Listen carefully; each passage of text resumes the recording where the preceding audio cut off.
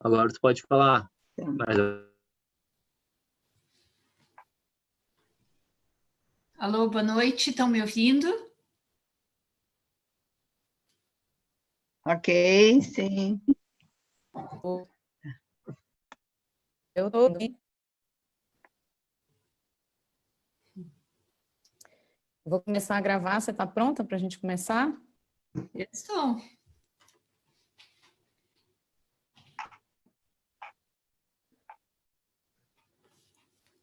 Então, vamos.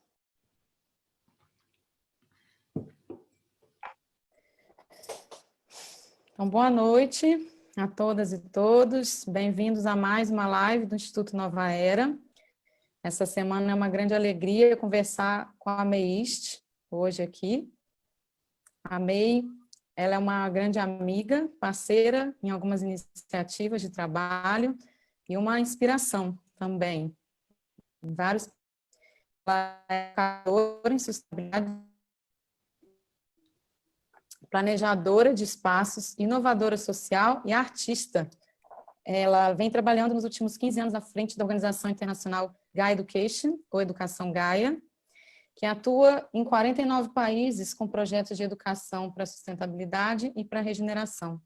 A Mei também está associada à Ecovila de Findhorn, onde ela morou por muitos anos, e está aqui com a gente hoje para a gente trocar várias ideias, conversar, e esperamos que inspirar todos vocês para conhecer mais sobre as ecovilas e sobre a educação que se pratica a partir dessas experiências. Eu sou Ana Carolina, e a nossa conversa de hoje ela vai seguir mais ou menos o seguinte formato. A gente vai ter 1 hora no total, então a gente vai até às 8 da noite.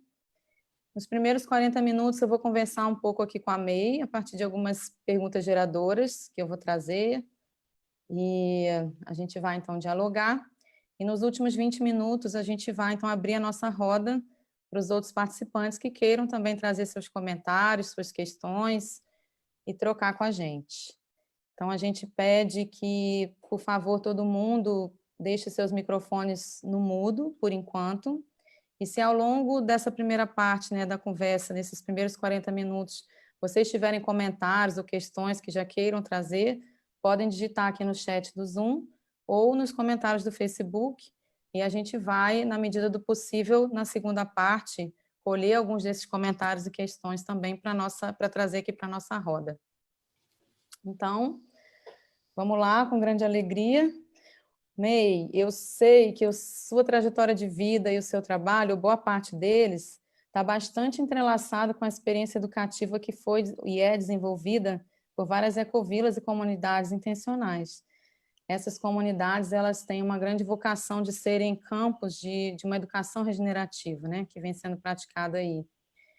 E eu sei também que a Educação Gaia, o Gaia Education, nasceu a partir dessa experiência das ecovilas, né? A experiência desenvolvida das ecovilas. Você pode contar um pouquinho mais para a gente sobre a sua relação com as comunidades, com as ecovilas, como é que você chegou em Findhorn, como que nasceu a Educação Gaia a partir dessas experiências, como é que foi isso? Então, o Rumi diz assim que tem 1001 formas de ajoelhar e beijar a terra. Então, tem assim 1001 formas de refletir como é que essa educação regenerativa emerge desses laboratórios de sustentabilidade que são as ecovilas. E hoje eu estou muito feliz que eu vou contar a minha parte, a forma com que eu ajoelho e beijo a terra. Mas são várias formas de se pensar e várias formas de contar como é que o Gaia Education nasceu também. Mas eu tenho que ir lá para trás um pouco para chegar mais perto daqui. E eu acho que eu vou, como nós estamos fazendo esse live, conectando Findhorn, mapear Instituto Nova Era, Brasil, Escócia, estou falando de Edimburgo, acabei de chegar de Findhorn 2 dias atrás, depois que levantaram o lockdown. Eu vou começar lá na Eco 92, no Rio de Janeiro, onde foi o primeiro encontro, o maior encontro da história da humanidade, onde tinham mais chefes de Estado para repensar essa relação fundamental entre a humanidade e o planeta, né, em 92. E, naquele momento, Finn Horn foi pela primeira vez, como uma ecovila, como um laboratório de sustentabilidade, participou de uma reunião da ONU, e na ECO 92 foi gerada a Agenda 21, que aí se tornou como se fosse uma framework, né? Não sei como é que... Framework em português fica uma moldura, não sei bem como é que você me ajuda aí, Ana, me falando. Como é que seria uma forma de falar de framework em português? Você acha que está muda, porque eu não estou te ouvindo. Então, eu acho que a Ana sumiu ou eu não estou ouvindo ela. Enfim, vamos dizer que a Agenda 21 se tornou assim, tipo um norte para as pessoas que estavam trabalhando, começando a trabalhar com aquele conceito que emergia, né? Desenvolvimento sustentável, enfim. E Finn Horn começou a se engajar com essa agenda e mais fazer aquilo que tecnicamente nós chamamos da integração vertical entre os laboratórios de sustentabilidade e os debates internacionais.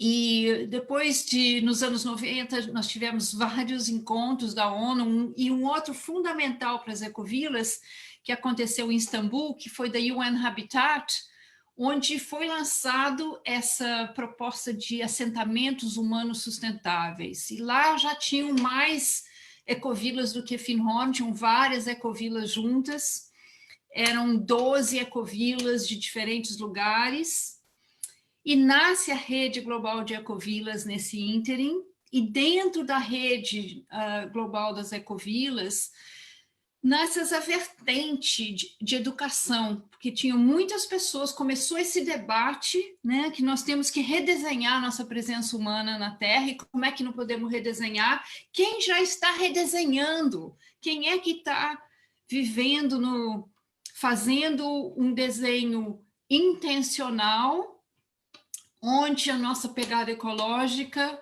ela é do tamanho da biocapacidade da localidade onde nós nos encontramos.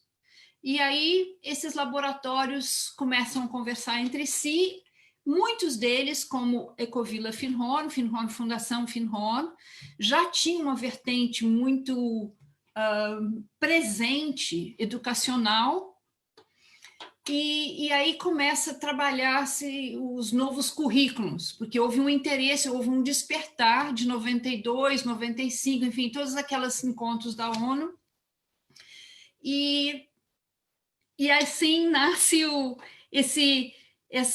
é como se esse fluir, esse rio educacional que já passava pelas ecovilas, ele começou a tomar mais forma, mais intencionalidade e mais organização conceitual. É como são laboratórios, então a forma com que se organizava o conhecimento era testando novas formas, e a partir desse teste fazia-se uma abstração e organizava o conhecimento. Mais do que você tinha um conhecimento, ia lá e aplicava. Então, nesse processo de abstração, às vezes ficava muito abstrato, porque você não organizava muito. E nesse interim dos anos 90, que eu mudei para Finn Horn, logo depois da ECO 92, nós começamos a sistematizar mais essas experiências em termos curriculares, com objetivos de aprendizado, e começamos a... E nessa conversa começam a surgir os currículos mais organizados dentro do framework do desenvolvimento sustentável, que levava em consideração sociedade, economia e meio ambiente. Então, assim, tem mais para contar da história. Esse é um pouquinho o capítulo, mas... Quer falar alguma coisa, Ana, antes que eu continue? Porque senão fica um monólogo aqui. Sim. Essa história é uma história muito interessante, porque a Eco 92 foi realmente um marco, e é muito bacana saber como as ecovilas estavam ali presentes já desde esse momento, né? O movimento das ecovilas é um movimento que vem já anterior a isso, né? Um movimento que junta aí o movimento das comunidades intencionais de contracultura com o movimento ambiental, né? Global, que teve aí alguns marcos, desde 72 em Estocolmo, e depois 92, com a Eco 92. Então, da minha perspectiva aqui também, do tanto que eu acompanho, né, da criação e geração desse movimento, me parece que a Eco 92 foi mesmo um ponto de convergência, né? E acho que foi a partir daí também que se formou a Rede Global de Ecovilas, né, nessa sequência, não foi isso? E depois a Educação Gaia. Como é que foi isso, May? Então começa em 95, Finhorn host, converge, host, como é que seria host? Anfitriou. Anfitria, organiza, né? Converge uma conferência chamada Ecovilas, a primeira vez que se lança esse conceito de ecovilas e se convida várias dessas comunidades intencionais que começam a trabalhar com a definição do que era ecovila, né? E aí isso gera a Rede Global de Ecovilas, enfim, essa é uma outra linha da história, mas para a gente focar mais na educação, um dos patrocinadores do movimento da Ecovila é um casal, Ross Jackson e Hilda Jackson. A Hilda tinha teve essa inspiração de que, sim, as ecovilas eram fantásticas, mas o mundo não pode se transformar numa ecovila. O que é que das lições de design das ecovilas pode ser trazido para o mundo e como é que a gente vai comunicar? E nós começamos a nos encontrar para desenvolver uma linha educacional para trocar experiências. Éramos 23 educadores de 23 ecovilas e durante 8 anos nós nos encontramos em diferentes lugares do mundo e nós, na verdade, fizemos todo um trabalho de sinergia. Então, cada um dava uma aula para o outro, a gente criticava, trabalhava objetivos de aprendizado, metodologias, e aí fomos meio que plasmando, coevoluindo um currículo que nós chamamos do EDE, Eco-Village Design Education. E nesse diálogo, e nessa reflexão, e nessa troca, ficou muito claro que nós queríamos não só trabalhar com as três dimensões da sustentabilidade que o mundo já tinha abraçado, social, ecológico, econômico, mas que tinha que era fundamental, que era a visão de mundo. E porque, assim, muito claro que a forma com que nós percebemos o mundo, a nossa percepção, nossos valores, na verdade, informam as instituições, os projetos, informam e formam o mundo de fora. Então, não dá para você começar a fazer toda uma mudança no mundo de fora se seu mundo não... Então, tem uma relação constante. Então, trabalhar a visão de mundo ela é fundamental para quem está engajado em redesenhar a presença humana na Terra. E aí foi uma conversa durante muito tempo, porque, então, que seria worldview, seria visão de mundo, seria espiritualidade, como é que a gente ia chamar? E eu era cultura, e ficou muito claro que nós queríamos realmente trabalhar essa dimensão e chamar de visão de mundo. E não era no centro e nem era na periferia, era uma dimensão, e aí começamos a trabalhar esse DNA do DNA. Fala, isso. DNA do Gaia Education, que se tornou muito fecundo. Então, quando nós chegamos em 15 anos atrás, 2005, é muito interessante porque a Unesco lança uma década de educação para desenvolvimento sustentável e, ao mesmo ano, meses depois, nós estávamos lá no lançamento da década da educação para desenvolvimento sustentável e 2 meses depois, Gaia Education lança esse currículo, que é para entrar em conversa e contribuir para essa nova vertente do mundo chamada educação para o desenvolvimento sustentável, que foi, na verdade, ela foi lançada, essa semente, 10 anos depois da ECA 92, em Johannesburg, quando se percebeu que a Agenda 21 não tinha sido tão implementada quanto se esperava, e o Japão percebeu, bom, se realmente não foi, por que não foi? E a hipótese que nós tínhamos é que ela não tinha sido implementada, primeiro que era um documento técnico muito grande, segundo que as pessoas não sabiam como traduzir um documento técnico desse tamanho em ação.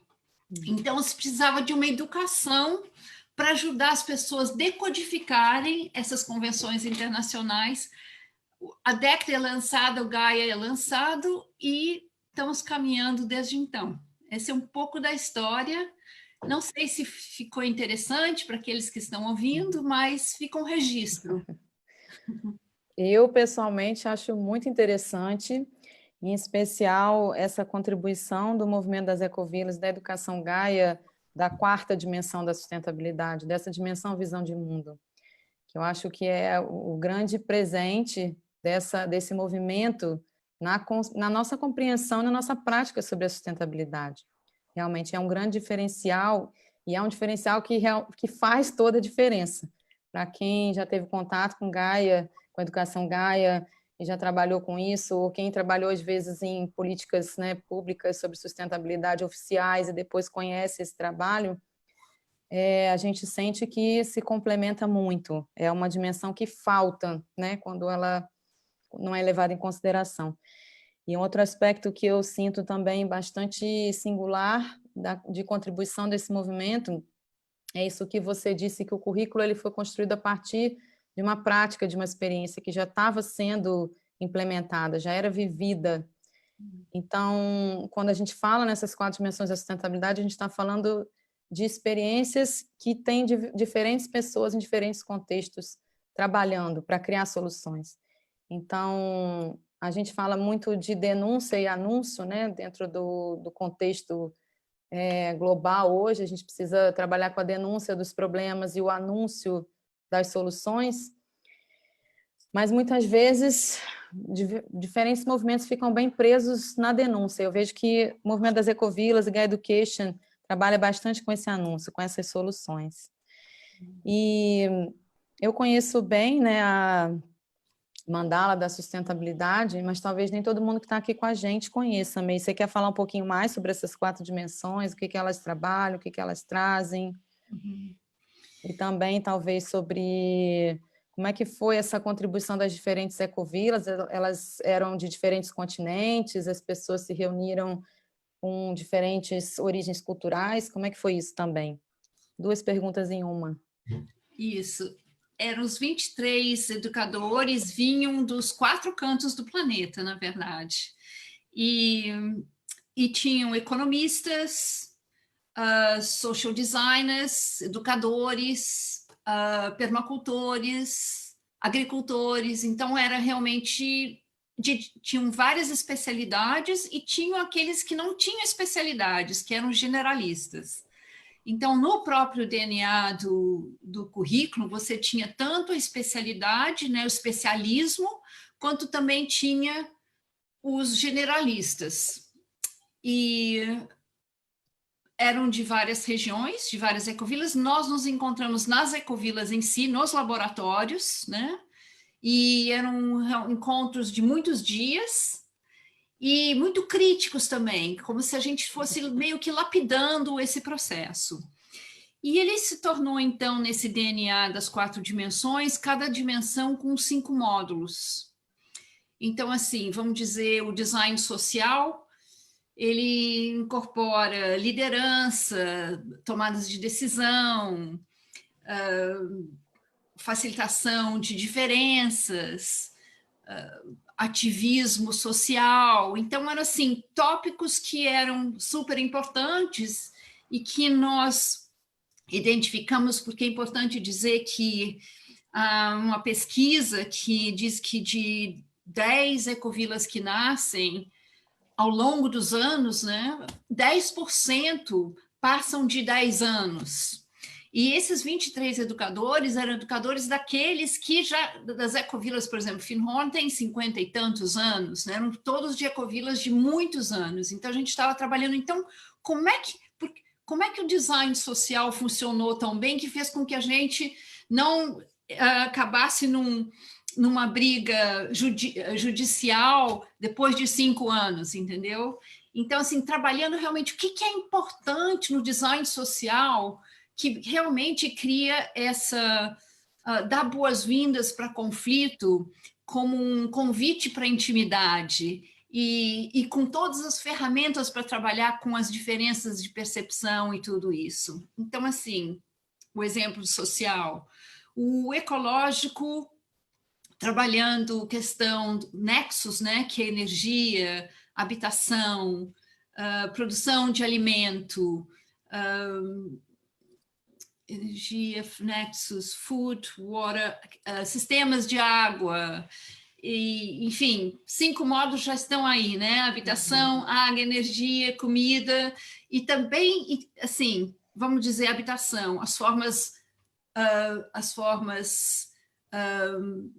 de... Desculpem, às vezes o pensamento ele vem em inglês e fica difícil em português, mas ele sai. Take your time. Bioconstrução, fala em português.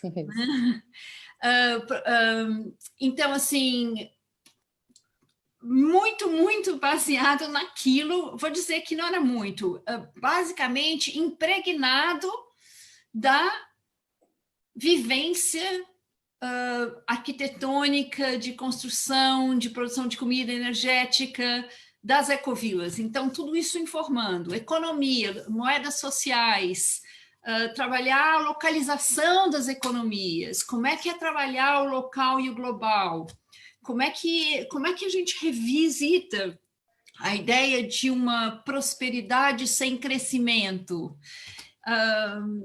Então, assim, vários economistas, Ross Jackson, Helena Norberg-Hodge, Jonathan Dawson, são pessoas incríveis, estavam lá, economistas de ponta, meio que trazendo tudo que era de mais de novo para a economia, para uma economia circular. E o Visão de Mundo, nós tínhamos vários educadores, filósofos, líderes espirituais, conversando conosco e trabalhando a questão da mudança de paradigma, usando as percepções de Kuhn e a conversa entre a ciência e a espiritualidade, e, enfim, o currículo é muito rico, e ele, assim, ele se torna, ele tem um DNA, mas ele é como se fosse somente uma inspiração, porque para um currículo desse transformar, ele tem que ser totalmente adaptado à singularidade biocultural do local que está sendo oferecido o programa. Então, um programa do Gaia certificado em Orissa, em Kaquiriguma, na Índia, ele é totalmente diferente do programa que é oferecido em Curitiba ou que é oferecido no Céu do Mapiá. Então, assim, ele realmente toma forma, mas... e ele é rico o suficiente para transformar com o formato da localidade.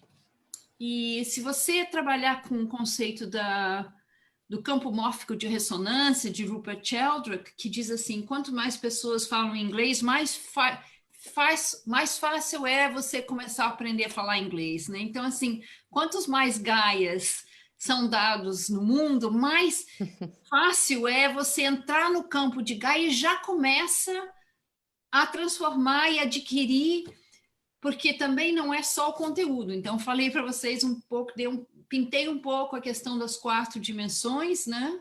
Um pouco do material conceitual e do conteúdo, mas, assim, uma das coisas que mais distingue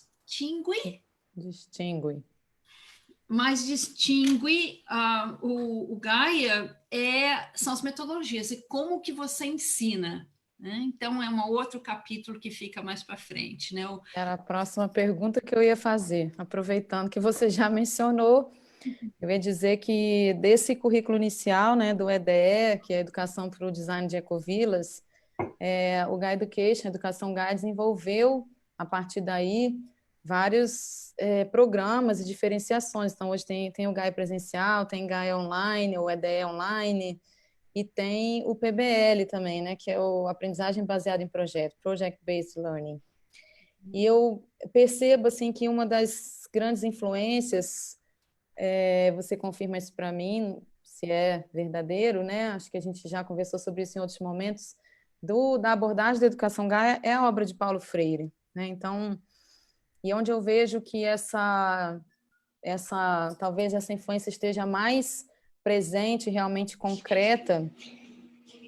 Tem alguém com o microfone aberto, eu vou pedir licença, eu vou fechar aqui. Tudo bem? Pronto. Então, aonde eu sinto, né, que essa influência ela se faz mais concreta, mais presente, talvez seja nesse trabalho com o PBL.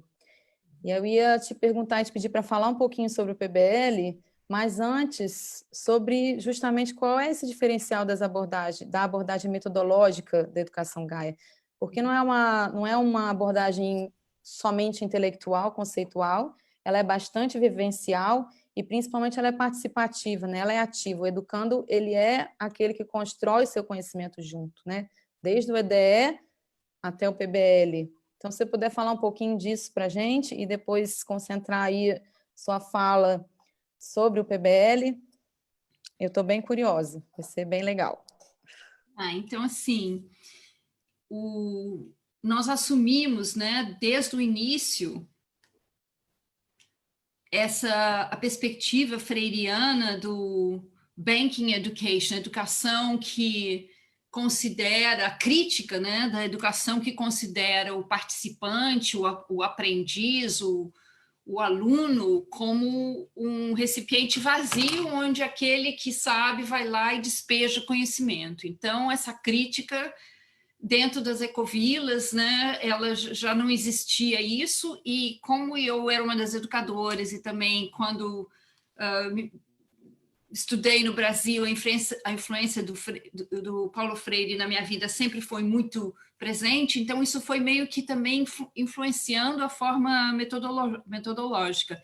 Inclusive, muitos dos nossos educadores iniciais, como o Boniface Gomes, de Bangladesh, o Prachá, da Tailândia, eles eram jovens e já seguiam, já nos seus cantos do mundo, eles já liam a pedagogia do oprimido, né? Então, assim, muito interessante, enquanto eu estava no Brasil, outros estavam em outros lugares do mundo, também já conversando, fazendo essa... Então, assim, a premissa é que o facilitador, né, ele, na verdade, ele acende o fogo, né, como o Yeats falava, né? Então, assim, o educador é aquele que ignitify, que acende o fogo, né? Ele não despeja no balde vazio.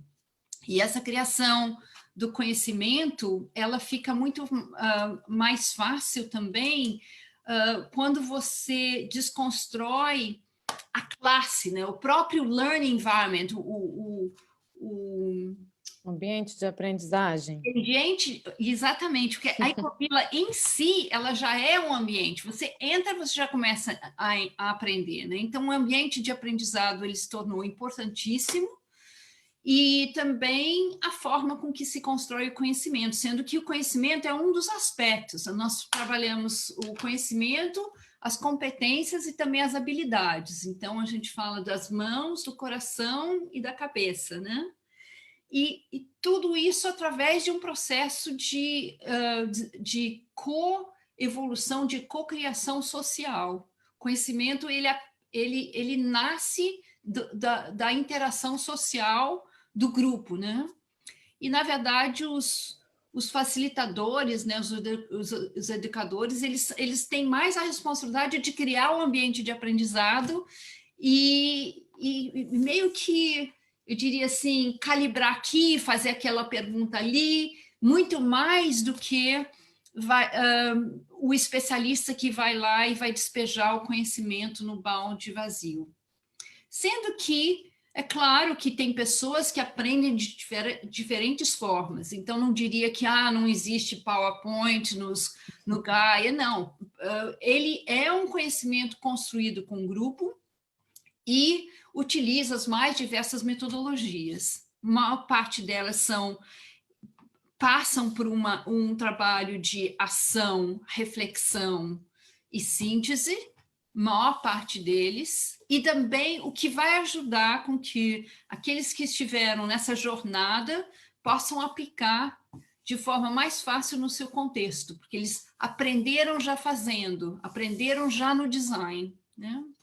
E isso nos leva, então, para esse outro, vamos dizer, como se fosse um aprofundamento. Eu sentia, depois de muito tempo ensinando em Ecovilas e percebendo a convergência de múltiplas crises que a nossa geração está enfrentando, eu fiquei com esse inquietamento interno. Falei assim, não, o mundo não vai se tornar totalmente em Ecovilas. O trabalho das Ecovilas é continuar prototipando novas formas, né?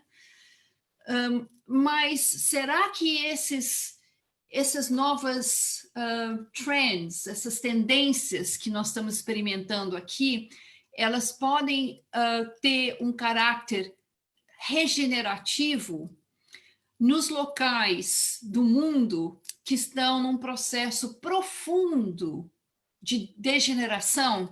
É possível a gente trabalhar em processos degenerativos com esse olhar participativo e co-criar novas relações através de projetos baseados em aprendizado? Foi aí que nasceu o PBL, né? Project Based Learning. Projetos que têm esse fio, né, esse fio condutor que é o aprendizado. E, enfim, talvez você queira fazer uma reflexão, Ana, e aí eu posso falar um pouquinho mais de PBL. Sim, eu ia perguntar e te pedir para falar um pouquinho mais, talvez com alguns exemplos de PBLs que vocês têm trabalhado, como é que isso tem funcionado na prática e que tipo de experiências vocês têm tido, né? Como é que está sendo esse processo de aprendizagem em comunidade, né? Comunidade de aprendizagem. E a gente não está falando necessariamente de comunidades intencionais ou ecovilas, porque a gente sabe que a educação Gaia, todo esse currículo, né, ele se expandiu para muito além desse universo das ecovilas, e o PBL é um deles, né, com lugares do mundo, como você disse, experimentando processos de degeneração profunda.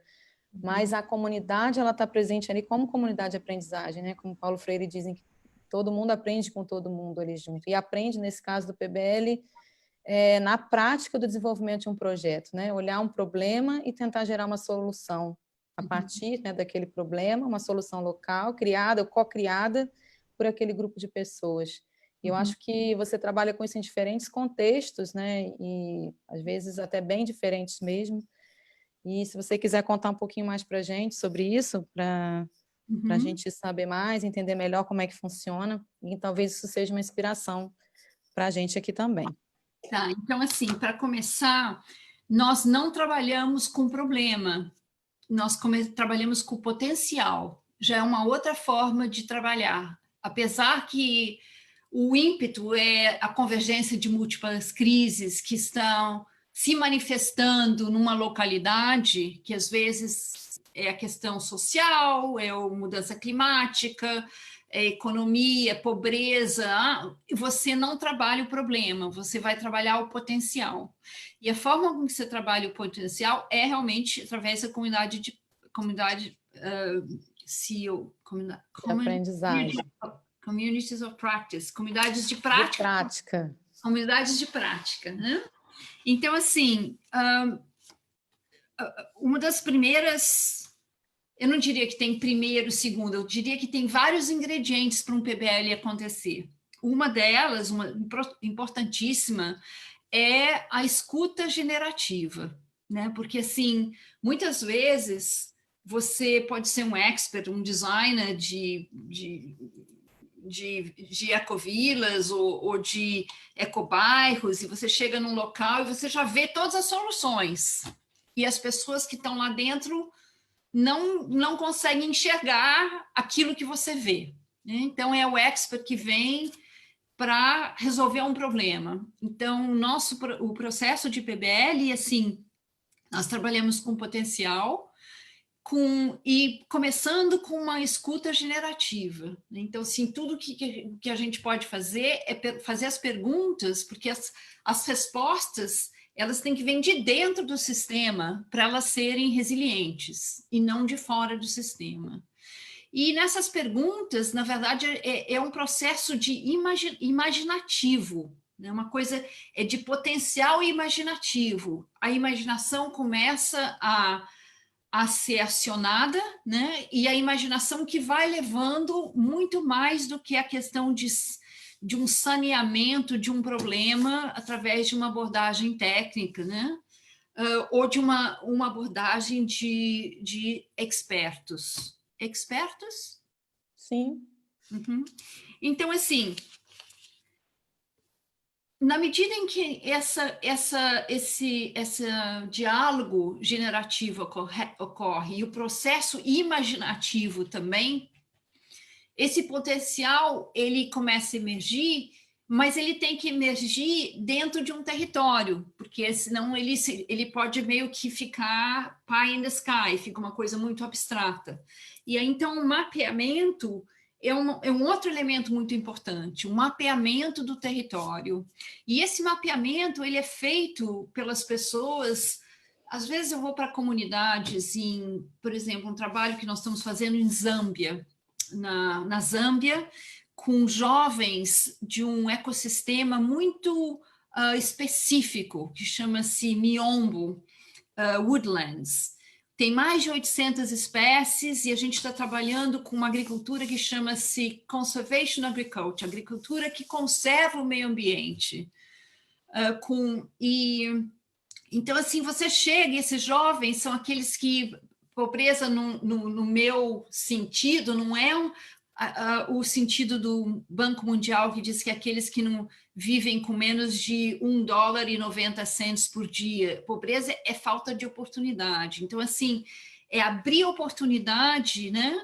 E então você pede assim, então vamos mapear. Então, como é que mapeia, né? Então, assim, é contando história, é desenhando, o rio passa ali, então vamos, como é que é o território? E aí você vai começando a acordar também a conexão biosocial do território.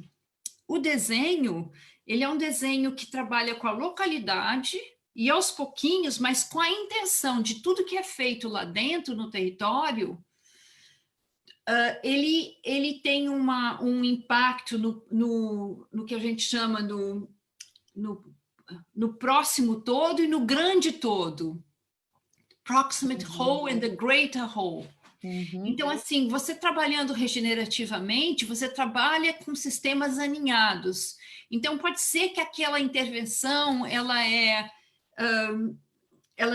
em termos territorial, ela não é muito grande, vamos dizer, um trabalho que nós fizemos no Senegal durante 4 anos com um grupo de mulheres, eram 23 hectares de terra totalmente, não nascia nada, era totalmente desertificado, e até que elas começaram no último ano, elas não tinham mais aonde, tivemos que desenvolver várias formas de conservar comida, porque tinha tanta comida que elas tinham que começar a conservar elas, porque não sabiam o que fazer com a comida. Então, assim, como é que você faz esse trabalho? Você trabalha o mapeamento do território, né? Porque ele é um desenvolvimento place-based. Project-based learning is place-based. Ele é baseado em localidade. Ele tem que ter um local, ele tem que ter um território. Então, esse território, você trabalha ele com a intenção de tudo que você faz lá, você tem um impacto no todo próximo e no todo maior. Exemplos. Então, assim, antes do exemplo, mais um conceito, né? Eu já falei sobre a escuta, eu falei sobre a intenção do território e de sistemas alinhados, e a próxima seria a maximização de bordas. Muito, a gente trabalha muito a questão da observação das bordas dos sistemas ecológicos e sociais também, que é nas bordas onde há mais diversidade. Quando a gente pode trabalhar em maximizar as bordas, é como se você pudesse estar maximizando o potencial regenerativo também. Então, um trabalho de PBL, de maximização de bordas e de escuta generativa, assim, eu posso dar um exemplo, um trabalho na Sicília. Sicília é uma ilha no centro do Mediterrâneo, equidistante da África e da Europa. Ela sempre foi invadida por várias ondas civilizatórias, tem uma agricultura muito rica, etnográfica, e também, desde 2016, ondas e ondas de migratórias de jovens chegando em Sicília, parando em direção para a Europa, parando na Sicília, nos maiores portos de desembarcação de migrantes jovens, principalmente da África.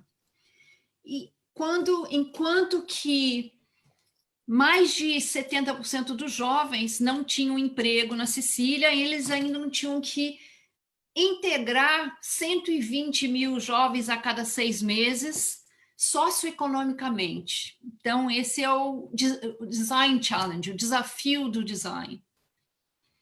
Um desafio de design. A primeira coisa que nós fizemos, começando a criar design charretes, encontros chamando migrantes, universidade, expertos agricultores, centros de boas-vindas de imigrantes, vários encontros de charrete, também de vários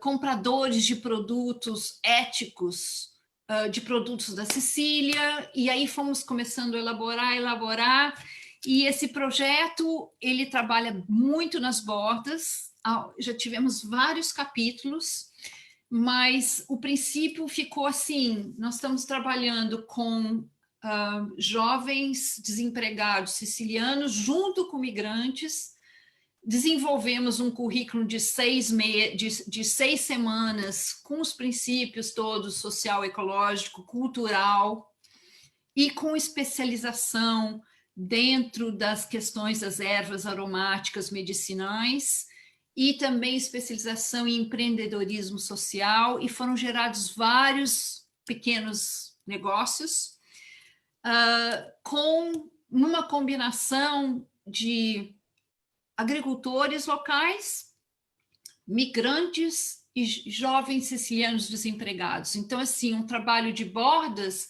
onde você vai trabalhando vários níveis, buscando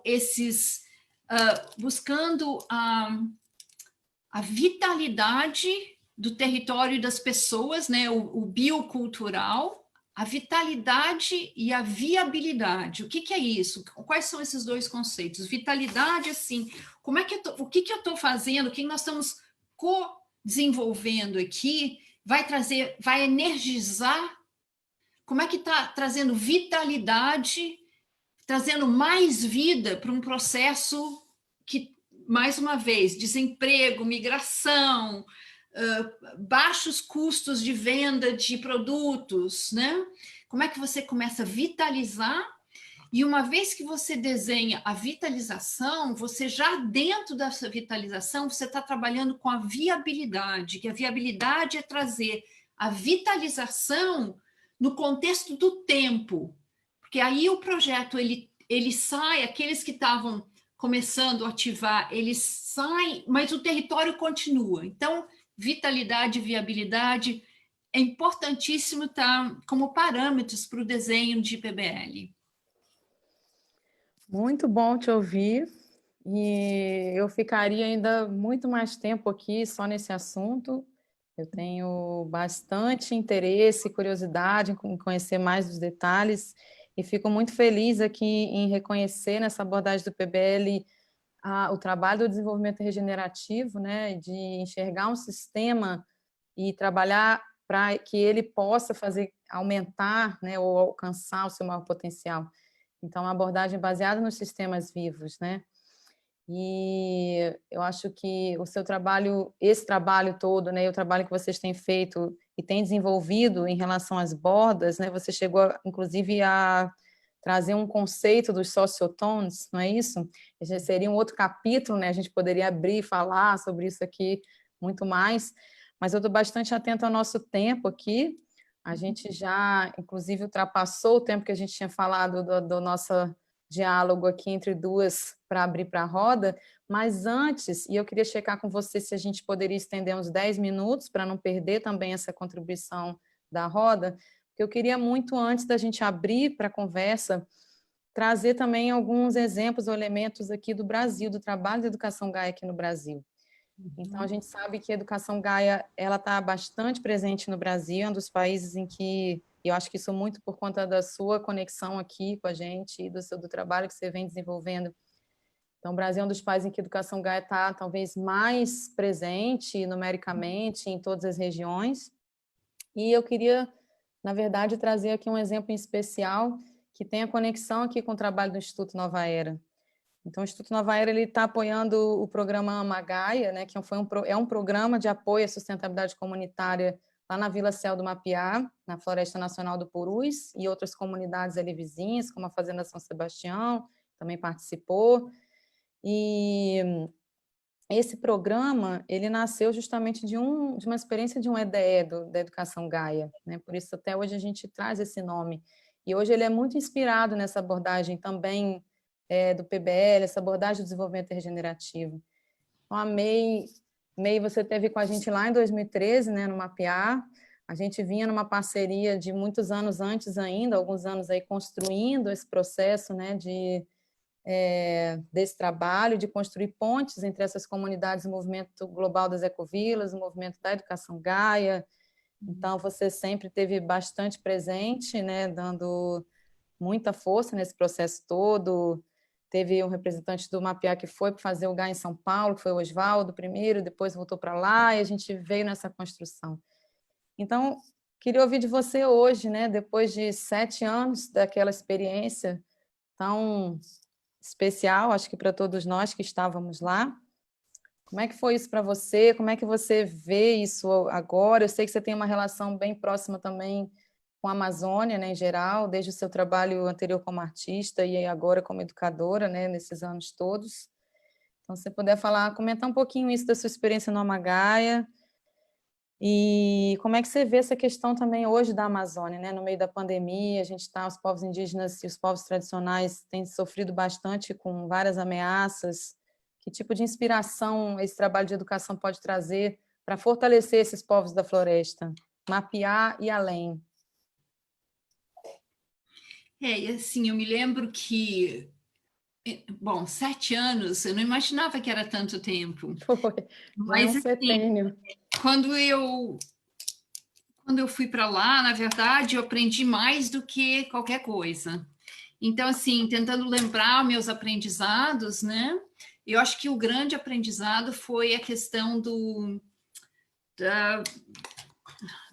significado, né? O significado que cola a comunidade. Porque o que é muito interessante é que quando você encontra uma outra comunidade ou ecovila, uma das principais coisas que eu tento observar, assim, o que mantém essa comunidade viva, né? Qual é a cola da ecovila? E então, assim, eu respeitei, honrei e fiquei muito tocada, muito movida pela cola, né, que faz com que a resiliência e a viabilidade, né, a vitalidade e a viabilidade do local. Então, assim, eu acho que foi a coisa que mais me tocou. E também a intergeneracionalidade, se existe essa palavra em português. Algo assim. Né, assim, a gente tá naquelas rodas e um grande respeito dos jovens com os idosos, dos idosos com jovens, e o aprendizado ser realmente um aprendizado coletivo, né? Você tinha todas as idades na roda, totalmente engajados, porque existe essa cola comum, e a forma com que se respeitava e nem se observava, né? Ah, não, tem um idoso e tem um jovem. Isso não, você percebe que ele é totalmente integrado. Então, isso assim é uma coisa muito rara nos locais onde eu acho que em nós trabalhamos hoje em dia em 55 países. Não que eu dei Gaia nos 55, né? Mas em muitos desses países eu fui. E raramente você consegue. Eu consegui experienciar uma intergeneracionalidade, intergenerational. Isso, intergeracionalidade. Isso. Aqui o Rafael nos ajudou, digitou no chat, que eu também não ia conseguir traduzir agora. De forma tão natural. Né? Então, assim, uma das lições, assim, a naturalidade disso. E isso é aquilo, né, que o Gandhi já dizia, it takes a village to educate a child, é o trabalho da vila educar uma criança. Então, isso, assim, você vê, lá você conseguia ver isso, assim, é a vila educando uma criança, não é a família nuclear, enfim, aquela menina, aquele menino vão ter várias referências de mães e pais e tios e coisas assim. Então, e a força da floresta, né? A força da floresta que você se torna realmente, se coloca enquanto ser humano, você se coloca no local certo, assim, quando você entra na floresta e você percebe essa força que você não consegue descrever em palavras, mas então, assim, e como que a comunidade, ao longo de tantos anos, na simplicidade, no comprometimento, né, com o território, prosperou. Como que você pode prosperar na simplicidade, né, nessa identidade profunda? Então, assim, muitas lições. À medida que eu vou falando, eu vou lembrando mais lições, mais lições. A gente vai ficar até amanhã e, olha, daqui a 10 minutos eu vou me tornar abóbora, porque é 11h52 da noite aqui, e de repente, daqui a pouco as minhas palavras elas vão ficar igual essa intergeracionalidade. Eu não vou conseguir mais falar das palavras em português. Tá ótimo, May, foi muito bom te ouvir sobre os aprendizados lá, essa conexão ela segue viva, né? A gente sempre se fala sobre isso também, e vamos planejar aí mais parcerias para o futuro. Sim.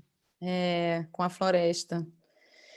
Então, primeiro também te agradecer, né, antes da gente abrir a roda, por estar aqui com a gente numa hora dessa, quase meia-noite aí na Escócia. E aí, para honrar, né, e a gente honrar o nosso tempo e essa sua disposição, que ela se mantenha, vamos abrir então aqui a roda. Vou convidar a todo mundo que está aqui com a gente no Zoom, que tem algum comentário, alguma pergunta para fazer aqui para a May, alguma contribuição para o nosso diálogo. Vocês podem usar 2 recursos. Um é simplesmente abrir o seu microfone e falar. Outro é levantar a mão, né? Aqui no Zoom tem o recurso levantar a mão e a gente vê aqui, pode fazer essa mediação e passar a palavra também. Para quem está no Facebook, se quiser digitar aí nos comentários, a gente consegue colher de lá também e trazer para cá. Então está aberta aí, está aberta a roda, está aberta a palavra no círculo. Quem quiser, por favor, faça o uso da palavra.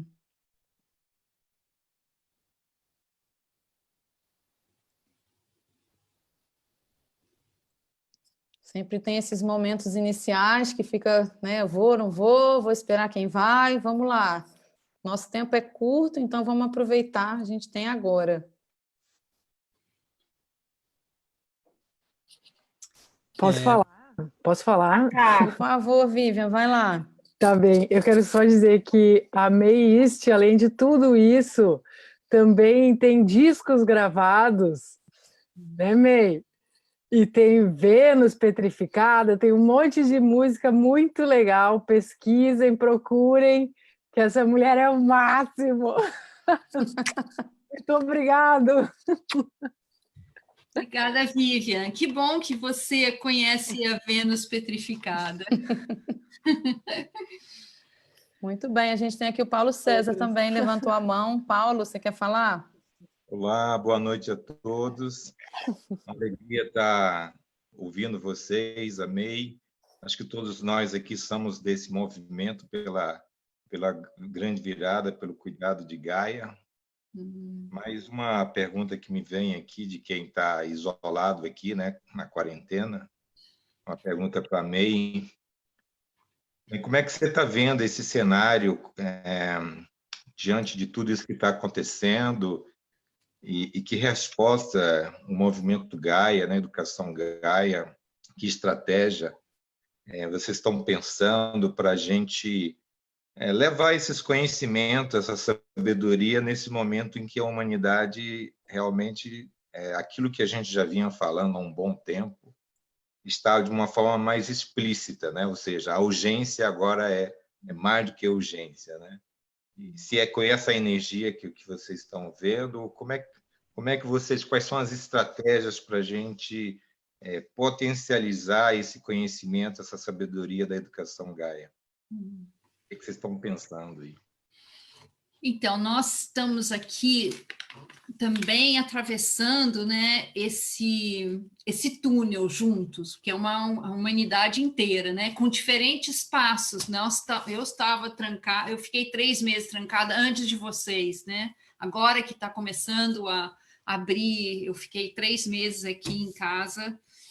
E então, assim, os antigos, as antigas diziam assim que as grandes lições, quando você está atravessando uma fase, é como se você está cruzando um portal, um umbral, né? Diziam assim que mesmo num portal assim, quando você passa por um umbral de uma porta, você tem umas lagartixas pequenininhas que, na verdade, eles são pode se transformar mais do que uma lagartixa, um dinossauro, enfim, um dragão, e você tem que tomar muito cuidado. A nossa tendência de, quando passa de uma fase para outra, é sair rápido esse momento de transição, já aprender rápido, sem prestar muita atenção, porque eu quero estar do outro lado, quero sair do outro lado.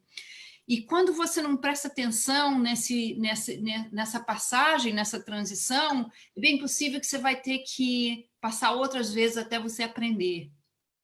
Então, assim, eu passei bem devagarinho, eu acho que nós devemos passar bem devagarinho e fazer todas as questões necessárias enquanto a gente está nessa transição dentro do túnel sem ver a saída. A minha grande preocupação é a saída muito rápida, principalmente aqui na Grã-Bretanha, né, que é voltar, né, o back to business as usual, né, os negócios como usualmente. O que nós estamos falando é change as usual, não business as usual. Então, assim, então essa conversa ela tá acontecendo nas casas, nas comunidades. O que é que está mudando na minha vida? O que está mudando? O que mudou na minha vida ao estar passando nisso? Então, é uma indagação importante e a resposta ela deve ser coletiva também, porque coletivamente a gente está passando.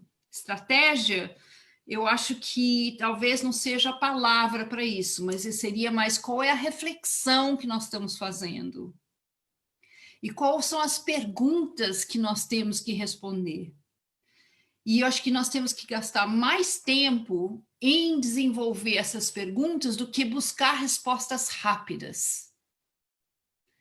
Porque se forem respostas muito rápidas, é bem possível que a gente vai ter que passar mais outras vezes por esse portal. Está muito claro, né, que o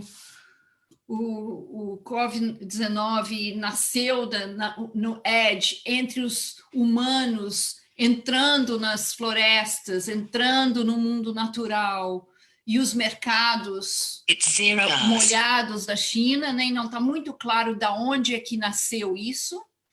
E não seria nessas bordas também que a resposta tem que surgir? Se a gente for trabalhar com uma questão de homeopática, né? O remédio ele tá, ou com a questão daquela vacina da picada da cobra, assim, o remédio não está no local onde a disfunção nasceu. Então, essas são perguntas que nós estamos tentando refletir coletivamente. Eu diria que nós não temos uma estratégia pronta, mas temos várias reflexões acontecendo. Nunca na humanidade tivemos decisões, tão poucos decidiram tanto por tantas pessoas. Então, nós estamos com grandes questões de democracia também.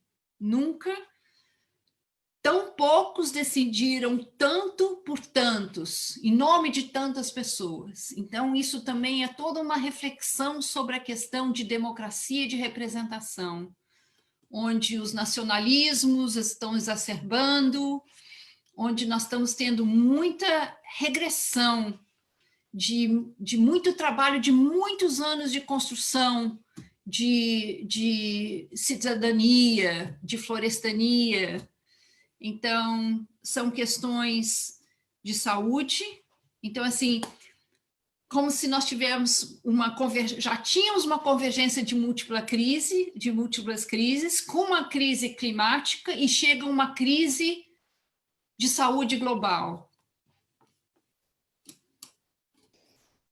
Grata, May.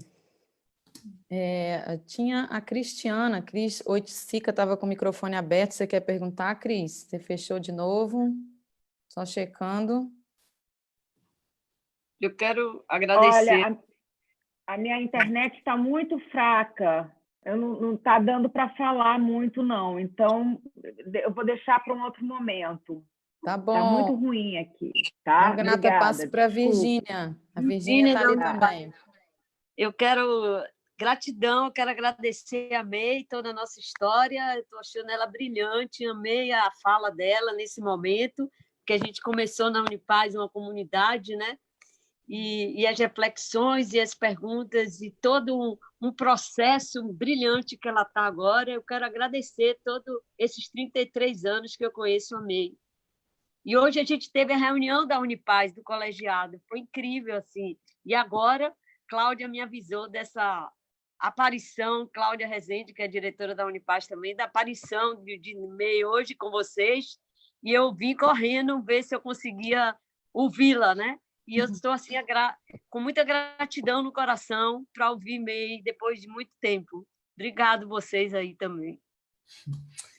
É isso, depois Virgínia, que bom. Um abraço para todo mundo da família lá.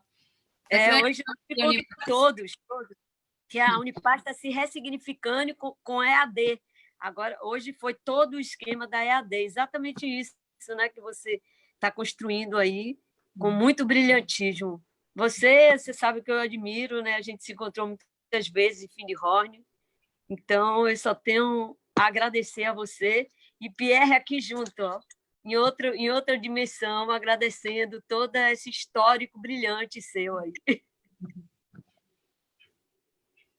Grata, Virgínia. A gente tem mais 2 pessoas aqui com a mão levantada para falar e 2 perguntas no chat. E eu acho que a gente pode ficar com essas e encerrar, para também dar meio descanso merecido. Então, a gente tem mais 3 vozes. A outra pergunta ali do chat é bem rapidinha, eu posso até já responder agora, que é como faço, né? Gostaria de saber como posso conhecer mais desse projeto na Amazônia. Então, o programa Amagaia tem uma página no Facebook, só você colocar Amagaia, que você encontra lá mais informações. E antes da gente terminar, eu posso digitar no chat aqui também um link de uma publicação que está online, onde a gente descreve todo o processo de construção do programa e o trabalho que está sendo feito agora aí com o apoio do Instituto Nova Era. Então, passo a palavra ali para o Rafael, que está com a mão levantada, para fazer uma pergunta ou um comentário. Então, boa noite. Muito obrigado, né? Agradecer aí a oportunidade. Um abraço aqui desde Florianópolis, né? sou da Ecovila São José aqui. Um abraço aí para a Ana, para o Felipe Simas também, que já esteve conosco aqui, né, fazendo o Dragon Dreaming. Eu fiquei muito contente aí com a fala também, de saber que eu também estou dentro dessa questão da pedagogia do lugar, das comunidades de prática, né? Dessa preparação do indivíduo para o conhecimento, em vez de dar conhecimento, né?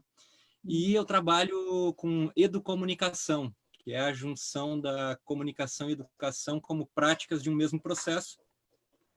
E eu queria saber da May, assim, como que a Gaia Education enxerga essa relação entre educação e comunicação, né? Como que lida com isso? Se tem alguma perspectiva, alguma atenção para essas questões, né? Porque a gente tem uma educação num sentido e uma comunicação em outro, né? Dentro da minha perspectiva, inclusive para a gente, uma campanha publicitária ela pode ser entendida como um plano de ensino que usa, né, as melhores técnicas da comunicação behaviorista, com os melhores recursos, para produzir certos comportamentos, né? Então, como que essa questão da comunicação e da educação, né, tá aí colocada para vocês? Muito obrigado, um abraço a todos. Então, na verdade, eu gostaria de aprender com você. Gostaria muito de entender, assim, como é que você trabalha esse conceito. Eu acho que eu não tenho muito para te dizer, além de que nós trabalhamos uma comunicação de conteúdo. É a nossa abordagem. Como nós temos muito conteúdo gerado a partir da experiência, toda a comunicação que nós tendemos a fazer é alguma coisa que pode trazer já dentro daquele conceito de acender o fogo, né? Ignite a fire. Então, assim, algum tipo de comunicação que pode fazer aquele sinapse de trazer um significado para que possa servir para aquela pessoa naquele momento, e é uma comunicação que ela trabalha imagem e palavra ao mesmo tempo, né? Então, é tudo isso, mas eu quero mais saber de você, depois passa para a Ana seu contato, porque também, quando estou no Brasil, eu fico em Santa Catarina. Aí gostaria de aprender mais sobre o que vocês estão desenvolvendo aí com educação e comunicação. Muito legal, Rafael, a sua pergunta também. Eu vou fazer um comentário bem breve aqui sobre isso, porque também estou nessa interface entre comunicação e educação. E dentro da área da educomunicação, tem esse conceito dos ecossistemas comunicativos nos processos de aprendizagem, né, que é exatamente a qualidade dos processos de comunicação e de diálogo na aprendizagem. Então, o que eu percebo de Gaia Education é que ele trabalha da educação Gaia, ele trabalha exatamente para melhorar a qualidade desses ecossistemas comunicativos, do grau de engajamento, de participação, de troca, de diálogo, para potencializar, ativar e acessar a inteligência coletiva de todos os participantes no processo de construção do saber, do conhecimento. Então, depois a gente pode desenvolver isso mais, só para também deixar aqui esse comentário. E a Fernanda está aí com a mão também levantada. Fernanda? Ah, que interessante essa história de comunicação de ecossistemas comunicativos. Bom, primeiro... Fernanda, seu áudio está bem baixinho. Será que tem como você chegar mais próximo? Vou pegar. Melhorou? Sim, bastante. Melhorou? Obrigada. Grata. Ai, eu que agradeço. Agradeço a oportunidade, as falas, e muito instigante ouvir tudo isso. May, eu fiz o Gaia em São Paulo em 2008 e estou tão feliz de estar me conectando novamente com você por aqui. Você trouxe na sua fala esse olhar sobre a maximização de bordas, né, em sistemas dialógicos, né, na educação, e isso me fez pensar em muitas coisas, porque ainda não tinha trazido esse conceito para a educação, né? Porque eu moro no norte do Mato Grosso, só para contextualizar, numa comunidade, né? E a gente está aqui numa área de fronteira agrícola, né? Nós somos uma comunidade agroecológica no meio do agronegócio aqui, né? E aí eu fico pensando como olhar para essa maximização de borda dentro de contextos, de certa forma, tão opressores, né? E de que forma que a gente consegue abrir, né? E aí, por isso que eu achei muito interessante também pensar nos ecossistemas de comunicação, né? De comunicação, para abrir mesmo canais de comunicação e formas de potencializar essa diversidade, né? E não uma tendência nossa, de certa forma, de diminuir as bordas e querer ficar no núcleo, sabe? Num espaço de muito mais proteção. E que a gente sabe que, não, pelo menos eu vejo cada vez mais como abrir oportunidade de fazer pontes é muito mais possível do que a gente ficar se fechando, né, em bolhas. Então, eu queria ouvir um pouquinho mais sobre isso, meio sobre esse conceito de maximização de bordas em sistemas dialógicos na educação, sabe? Grata.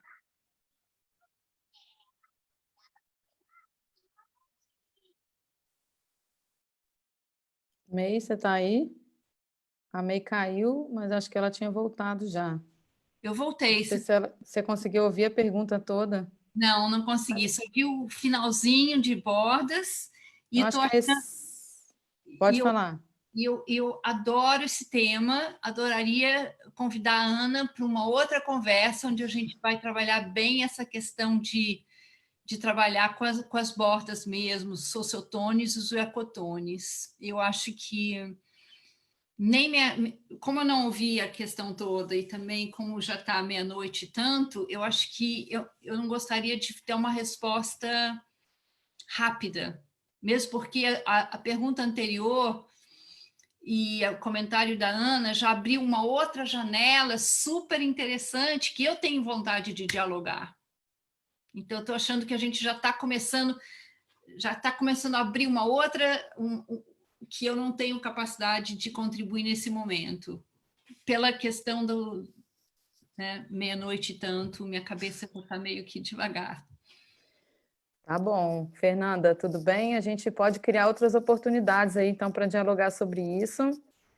E, May, vou checar com você se essa última pergunta que está no chat, que estava na conta aqui, você quer... Vamos ouvir agora? Não, é só que eu não peguei a pergunta toda, mas eu peguei o finalzinho, que ela falou assim, fala mais sobre o trabalho de bordas, não sei o quê. Eu falei, então, eu tenho muito para falar aí, não dá para falar pouco. Tá bom. Vamos agendar a próxima conversa sobre esse tema. Então, nossa última questão que tem aqui, está no chat do Vinícius, ele está perguntando sobre a implementação pedagógica, se existem projetos de gamificação nos processos de aprendizagem com os quais você trabalha, né? Como que se cria um engajamento nesse tipo de aprendizagem por parte de uma comunidade, por exemplo?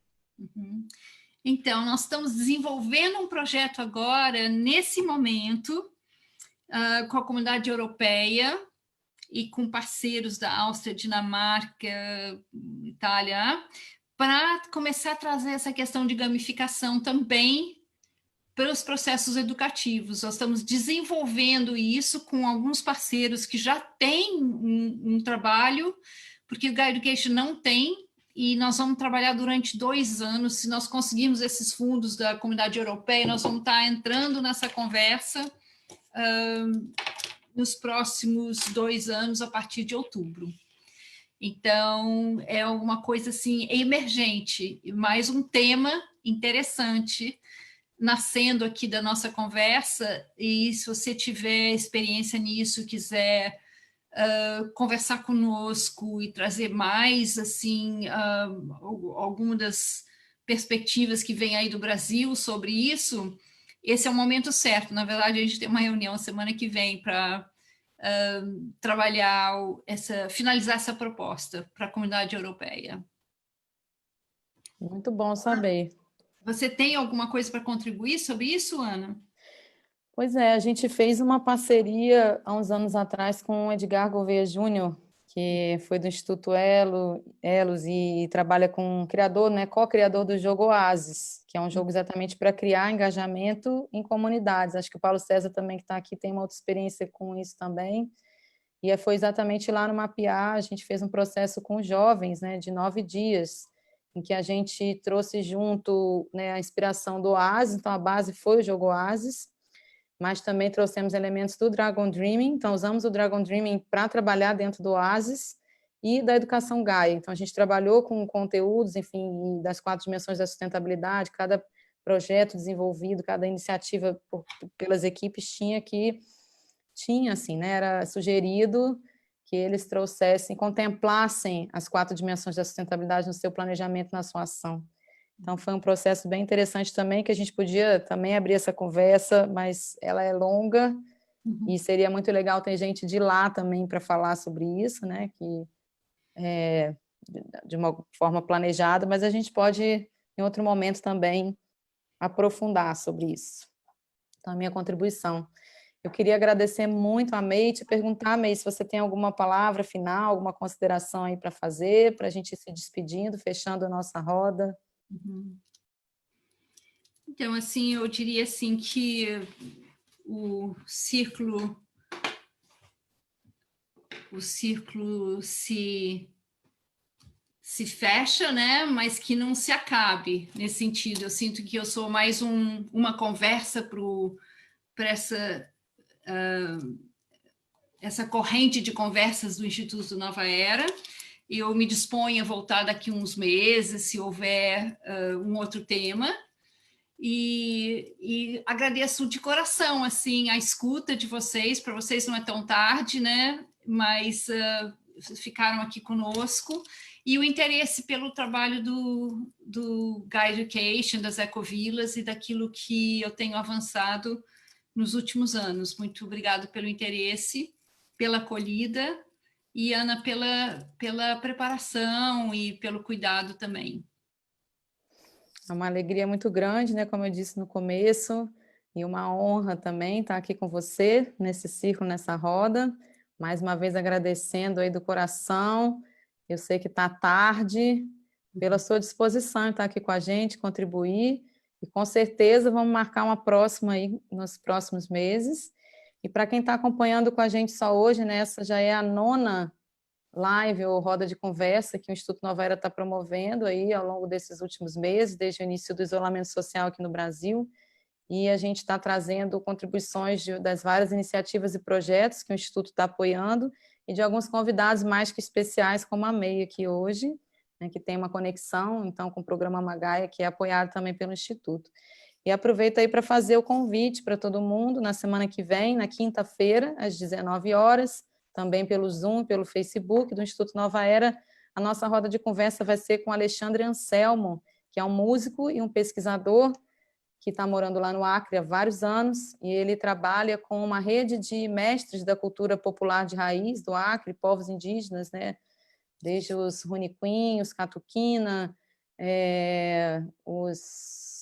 não vou lembrar todos, mas ele tem uma vasta experiência aí, e ele vai falar um pouquinho sobre esse trabalho, né? Sobre essa música da Amazônia Ocidental, as influências do Peru, do Nordeste brasileiro, como o estudo se junta ali, e vai compartilhar um pouquinho também desse som com a gente. Então fica aí o convite, mais uma vez agradeço, e queria chamar todo mundo para a gente abrir nossos microfones, os vídeos, quem não tiver com vídeo, para a gente se despedir aqui no final.